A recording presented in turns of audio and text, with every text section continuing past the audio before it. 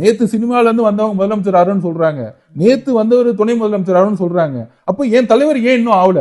மாவட்டத்துல தலைவர் விசிகேவுடைய vote bank இல்லாம திமுகவில் ஜெயிக்க முடியும். நீங்க 30% வச்சிருந்தீங்கன்னா உங்களால மெஜாரிட்டி கவர்மெண்ட் உருவாக்க முடியல. அமைச்சரவையில ஒரு திருமாவளவன் ஐயா மாதிரி ஒரு அமைச்சர் அவர்களும், கேபி பாலகிருஷ்ணன் மாதிரி ஒருத்தரும், முத்தரசன் மாதிரி அவர்களும், ஜவஹர்லால் மாதிரி ஒரு அமைச்சர் இருந்தா என்ன தவறு?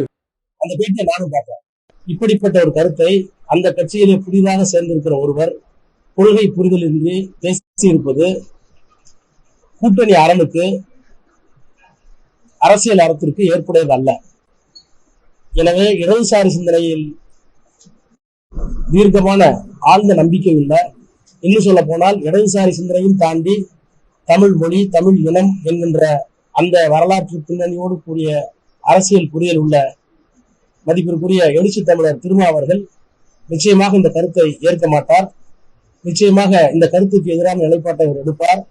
இப்படிப்பட்ட கருத்துக்களை கூறியவர்களை அவர் அனுமதிக்க மாட்டார் என்கின்ற நம்பிக்கை திராவிட முன்னேற்ற கழகத்துடைய துணை பொதுச் செயலாளர் என்பதையும் தாண்டி கொள்கை புரிதலோடு இருக்கின்ற அவருடைய நண்பர் என்ற முறையில் நான் பதிவு செய்ய விரும்புகிறேன். இதை ஒரு நாளும் அவர் ஏற்க மாட்டார், ஏற்கக்கூடாது என்றும் நான் அவருக்கு வேண்டுகோள் விடுக்கிறேன்.